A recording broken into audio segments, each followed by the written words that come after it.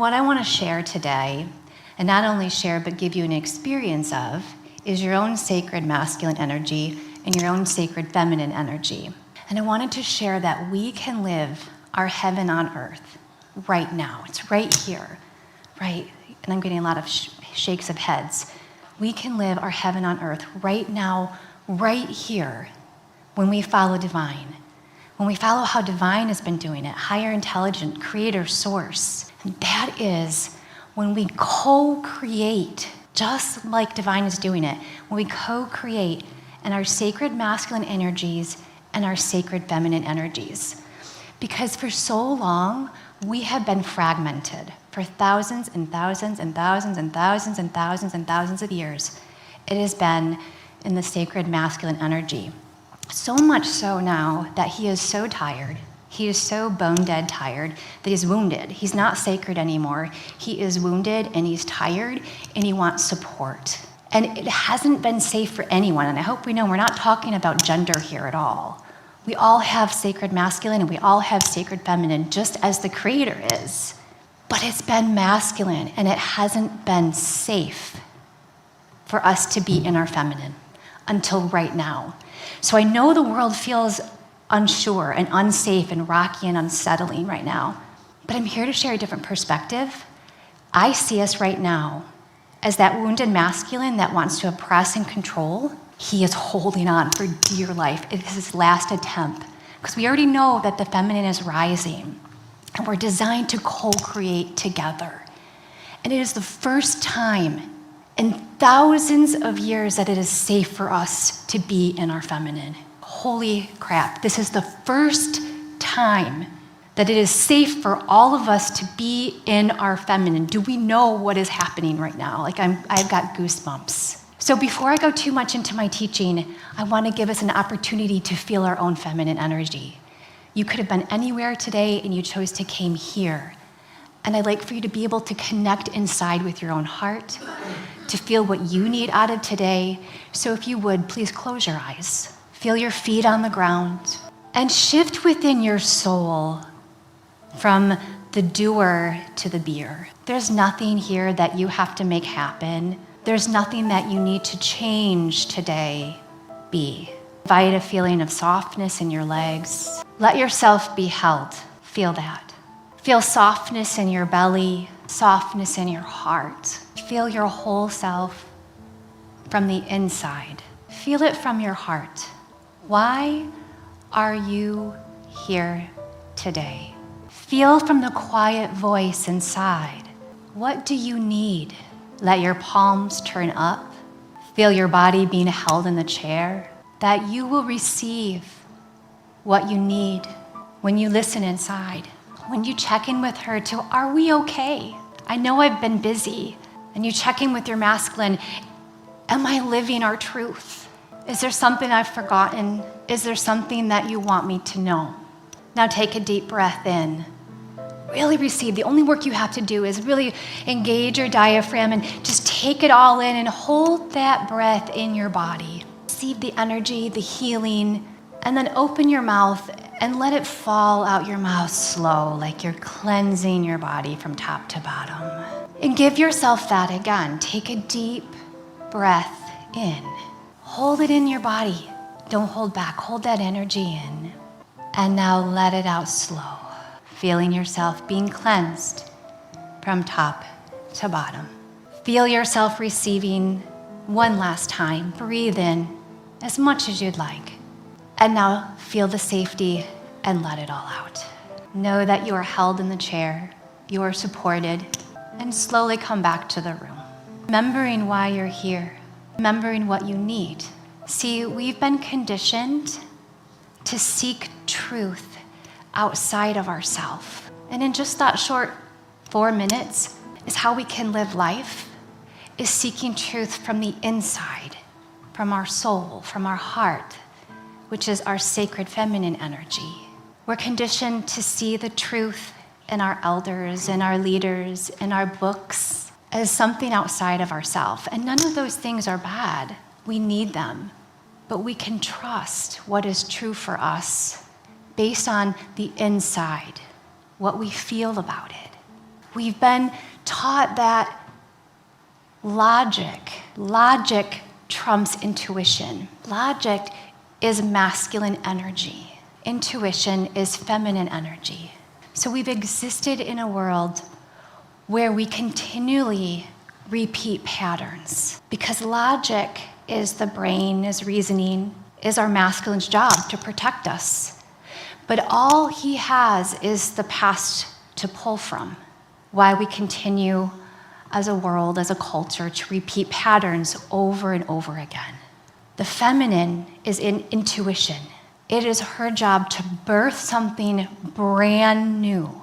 And that is where we're approaching right now, is to allow the collective masculine and our own inner masculine to be the warriors that they always have been and could be, to protect, to support, create containers. So this sacred feminine that is rising can birth something brand new that we've never seen before. Because the feminine is present moment. The feminine is our bodies, where the masculine is our mind. And when we can be guided from our intuition, we can know that is ours. It belongs to us. It is true for us. So we've been taught that performance trumps permission, which is why masculine is so tired. The masculine is so tired of having to perform and prove himself over and over and over again that we're not just worthy. And that story is broken.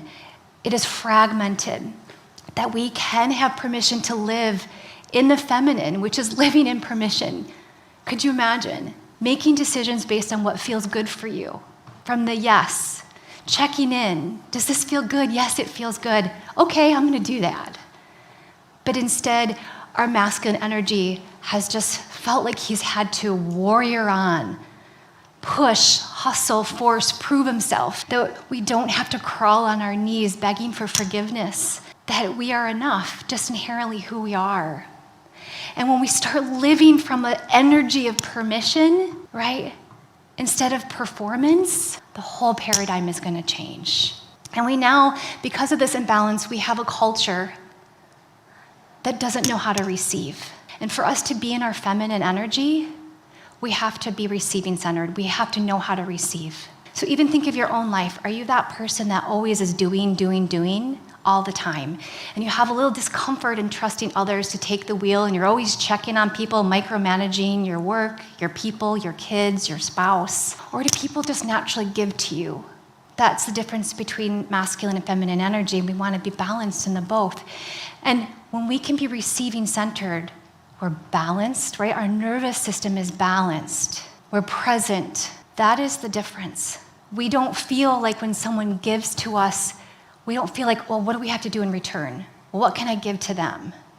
And it's this place of beautiful reciprocity of like your heart opens, allowing people to give to you, and you're full, and you're balanced, and you're able then to birth whatever it is you're meant to birth in your life. But if you always stay in the masculine, in the doing, not present, you're not going to be able to connect to that feminine energy, to bring your life's purpose out into the world, to birth what you were put here on earth to do. So the answer that I would like to challenge us with is a non-dualism. It is co-creating, just as divine is doing, co-creating with our natural masculine energy and feminine energy. Wrong way. So I'm going to have you close your eyes again. So you've been taking in my information, processing, thinking it. Some of it you're storing away, and others you might be discarding it. And that's all welcomed. It's okay. Take a breath in again, hold it, and then let it out. Nothing needs to happen. Nothing needs to change. Notice how you feel right now. Receive more energy. Take another breath in, hold it in your body, and then exhale it out. So experiencing your own inner masculine. You've been listening to me, processing, trying to understand. That's your masculine's job. And now you just experienced your own inner feminine, feeling, receiving. And we get to dance, just like divine does. We get to dance and co-create with these two energies. Allow me to please share a little bit of my story. And I know that each of you will see yourself in my story. So you'll know that I have authority. I have experienced this in my own life and walking with many other people and being able to live in their own sacred masculine and their own sacred feminine. I've always been very connected to source, to God, to divine. I've always seen people as souls, not people. Very energetically see energy instead of matter. But as a very young girl, the only representation of divine to me was as an evangelical Christian, which held a lot of fear, a lot of shame, that I am sinful. That was the context that I grew up in. It was very confusing for me. I also grew up with a lot of trauma. So in fact, I was born into trauma. I feel like I epigenetically born, this DNA at a cellular level took on a lot of my ancestors' trauma. The source of a lot of my trauma was my father. He is, the only way to describe him is a tortured soul. And even saying that, my whole body shakes, even still, a slight trauma response. I'm a young woman, and how do I make amends that my father is a tortured man? I came from him. I share his DNA. I share his cells. So what I decided was, well, then I have to be bad. I must be bad. I must not be good. And so I decided how we all make these very unconscious decisions that are so conscious they run the rest of our lives. I made the decision that I was going to be the good girl. That's who I was going to be. I wanted to be safe. Because here's the thing, for decades, I lived with fear. We can't understand fear from the masculine. He tries so hard. He tries to understand, why do I fear? To solve and fix, because that's his job. But here's the thing with fear, it's an energy in our body. And it's meant to be alchemized. But when we don't alchemize it, it just stacks up, right? It gets stronger and stronger like bricks. And so I became the embodiment of a human living in fear. That was my existence. That was my energy that I was giving to the world. And so I decided I'm going to be the good girl. I'm going to live a life in service, because then maybe I'm going to be enough. If I did enough good things in the world, then I'll be good enough. I then lost my mom at 16 tragically. She was hit by a car. Being a very highly sensitive person, I decided I had no more to do with that. I was no longer going to feel a single thing. And that's what I did. I was now going to focus even more on other people, being of service to the other people. And little did I know, I spent the whole trajectory of my life never being who Rachel Morrow really was. I didn't serve humanity because I loved them, because my heart was open, because I was compassionate. I served humanity because I was so afraid I was bad, like bad in my core. And the more that I did, maybe then I would be enough. I'd be smart enough, worthy enough, good enough. Escaping. I was that person running from that fear all the time. Luckily, by the time I hit my mid-30s, I first healed a bit, as we all do, and grew a bit. And I finally had the courage to leave the church. That was my first death and rebirth, which is a big deal for me because I met my husband in the church. All of our community and our friends were in the church. So here I had people that had been in my life for decades looking at me like I was sinful, afraid for me, praying for me that I was going to go to hell. Also in my late 30s, I felt like I finally found my calling. Finally felt my calling, definitely part of my path and my purpose, and that was to heal trauma. I had experience being in mental health, and then I had been teaching yoga for 13 years, and I just had finished with my yoga therapy certification and doing privates, and magic was happening. The reason why magic was happening was because I was able to drop people into their sacred feminine, to their souls, to really listen to that quietness in them.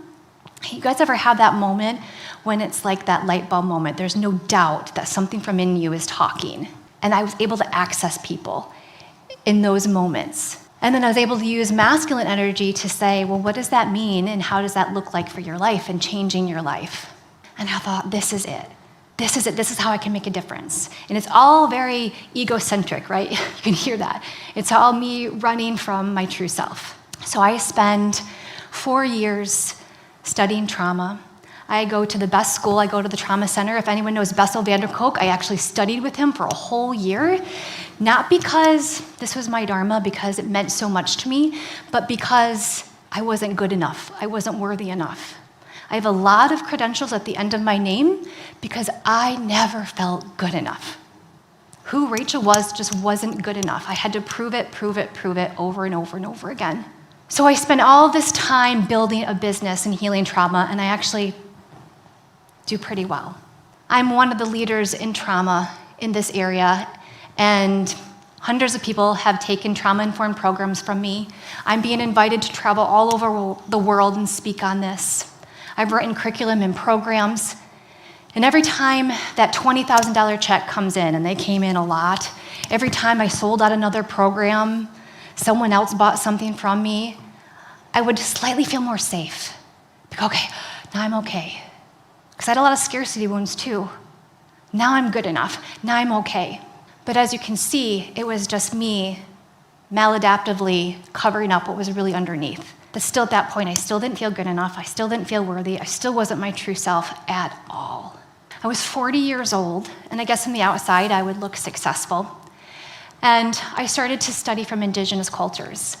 And then why I am so drawn to indigenous cultures is they embody, they live reciprocity and gratitude and love of the sacred masculine and sacred feminine. And it was the first culture that I learned of the goddess. And I was studying, and they kept calling me the goddess, the goddess, the goddess. And you couldn't quite understand English so well, and I thought, oh goodness, I'm the goddess. Like, my ego just loved that. You know, being a 40-year-old woman, they're calling me the goddess, thinking more in our context. But actually what they were teaching me was that we have a sacred feminine. We call it God. We call God as the masculine, as the higher power. But what they were teaching me was actually our direct line of communication with divine is the feminine, the goddess. If you ever have one of those moments where your brain stops trying to analyze and process and you remember something so ancient in your body, that was that moment for me. There was no doubt that I was remembering something old and ancient, and it was like coming alive again, remembering that our higher power is not he, it's both masculine and feminine. And I can't tell you what that felt like to remember something so old and how I didn't realize I was fragmented until that moment. And what a gift they gave me. However, I went back home and nothing changed. I continued to grow my business, afraid, still that person running for who I really was. I'm now 42. I go and study in Ecuador. We are in the Andes, and we are learning the rites, and we're receiving the rites. And I have one of those moments that has changed my life forever. We backpacked most of the time, but sometimes we'd have to take a bus. And this was one of those travel days in the bus, and we stopped for lunch at a village just to eat and take a reprieve before traveling another 6 hours. And I was laying in the sun, and there was some birds just having chaos above me. And this vibrant man with broken teeth and broken English just stops in front of me. And he just stops and he stares, and we lock eyes on each other. And I feel so safe and so seen. And he says, oh, it's you. It's you causing all this problem. And he leaves, and I don't think too much of it. And he comes back, and he has a satchel, and he says, come with me. And that was a defining moment in my life. I disrupted the whole trip. I didn't finish the trip. This shaman took me into the Amazon, and I spent the next 12 hours with him. And he taught me everything I needed to know, everything I already know I was. And I have so much compassion for that young woman because I needed to hear it. He was my gift from divine because I didn't believe who I was. I was too afraid. And he told me everything that I was. He taught me all of my magic, not his magic. He let me be myself. The gift he gave me that day is priceless. I needed someone of authority to say everything that you feel is true, Rachel. I give you permission to go out and be yourself. I needed that. I wasn't strong enough to do that on my own. I left changed. I felt free. I got home, though, and the wounded masculine, our ego, as it always does, says, well, what is a priestess? So he initiated me as a priestess. Now we hear, as the sacred feminine is rising, we hear of priestesses coming back. Priestesses have been around as long as time, even before priest. But I hadn't heard of a priestess yet. It wasn't normal. And that sacred masculine said to me, well, no one's going to take you serious. Who do you think you are? You think you're special? You think you can make a difference in the world? Who do you think you are? No one is going to believe you. And how are you going to make money? Your family's depending on you. You can't just become a priestess for a living. You can't. You've invested all this time in business for 5, 6, by now it was 6 years into this business. And incidentally, I wasn't happy. I was teaching on something I no longer even believed in. I was making money off of people, teaching things that didn't light me up, that I didn't even believe in anymore. Could you imagine what that was like to live with that inside? It was awful to be that fake and inauthentic because I was so afraid. So I listened to him. I listened to that wounded masculine that says, I want to protect you. I want to keep you small because that's where you're going to be safe. He wanted me to be safe, so I listened to him. And I carried on. We're now in the middle of COVID, and I'm making mads money because there's so much trauma. And I don't feel in line with any of it. I feel like a caged animal. Literally, I feel like it was going to die. My true self wanted to come out so bad, and I just kept on pushing her down and pushing her down and pushing her down. I was leading a retreat in Yelapa. Super cool story is that we're towards almost the end of COVID, and talk about being ready for a soul quest. That's where I was at. I didn't know it at the time, but I was ready for my major soul quest. And 11 other women were in the same spot. We traveled knowing we probably weren't going to get back home. We traveled to Yelapa, and incidentally, we get there, and there's no COVID there. It was like the Twilight Zone. No one's wearing masks. It was insane. But our plan was, while we were there, to go cliff diving. So you jump off a big cliff into the river below. And all of the 11 participants jump off a short cliff, but they don't understand that the last 9 months inside of me, I feel like a caged animal. I am dying. I mean, I literally feel like I'm dying. On the outside, it looks like I have everything together, the perfect family, the money, the confidence, and all of it was a load of crap. When it was my turn, my friend Kelly is getting ready to video it for social media, and everyone was over here, and I literally run. It was like something just cracked open in me, and I just ran on the bank, climbed up the mountain, and just jumped. And in that moment when I free-falled, I didn't care if I died because I wasn't living. It didn't matter anymore. That caged part of me was so strong that I had to escape it, and I just jumped. And that was my initiation. Who has gone through a dark night of the soul, the death, the rebirth, the dark night of the soul? So when you jump off a cliff, it really is a metaphor. It's like you free fall forever, and then you keep going down and down and down into the water, and it gets darker and darker and darker, and it feels like you're never going to get to the end. And finally you get to the end. That's like your rock bottom. And then when you get to the rock bottom, you just shoot up like you're being reborn really, really quick. And that was my initiation. I knew I couldn't lie to myself anymore. I knew that maladaptively, my overdoing was just hiding what I really felt inside, that I wasn't enough, I'm afraid. So for a whole year, I didn't add any new thing. I didn't take a new client, didn't do a speaking job. I just stopped doing. And I had to look and befriend that fear that I had been running from for 42 years. That is the dark night of the soul. To be in that place where you get to know that fear so deeply. Then the next year, I'm 43. That is where I meet the feminine. We are all split from the feminine. We are all split from the feminine. Not all. I'll say there's probably one person in this room that's not. That has been pretty healthy with that for a long time. In the hero's journey, an admirable journey, a masculine journey, of course, at the end, the hero just meets the goddess. Like it's handed to you. You completed all the rites, good job, here's the goddess. It doesn't work that way. We have to get to know our soul. We have to get to know it inside. We've been split from it. And that takes time to get to know it again because we don't realize that we've been conditioned to be in the masculine. And it's been that way for thousands of years. It's going to take some time to rewire that. So that second year was me getting to know the feminine, healing myself, learning of all of my gifts that I've suppressed. Who is Rachel really?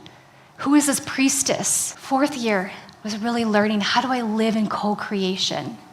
How do I embody? How is this not just a teaching, but how do I live this? How do I live?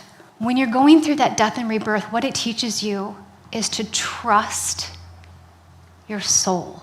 I started with, we've been conditioned to always seek from truth outside of us. To live your heaven on earth, you're going to need to start to trust here and listen and be guided from here as opposed from outside. And that third year is what gave me the confidence to really trust.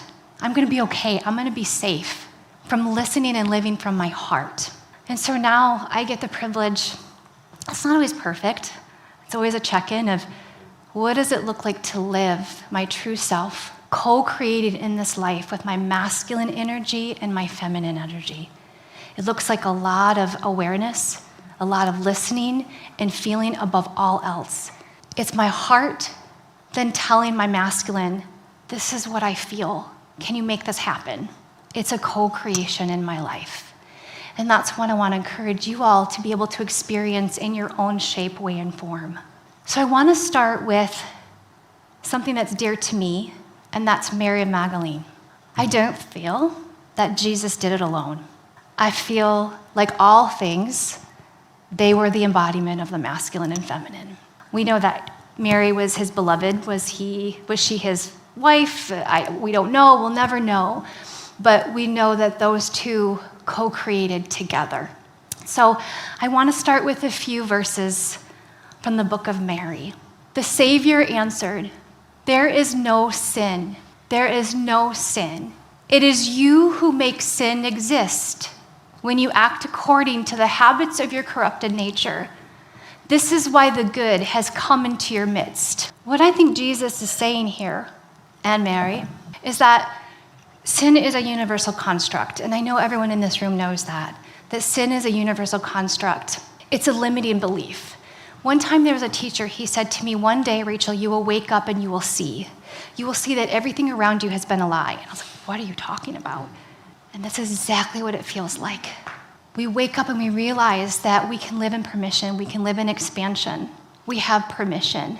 That the path is to alchemize. I had to turn and look at my fear. Not just look at it, sit with it for a whole year. Befriend it, change the energy of it that lived in my body.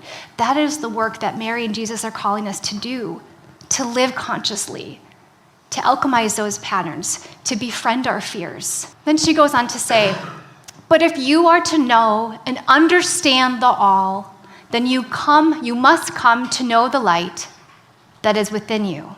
For the light is the very essence of the anointed, and it is the light that reveals the truth.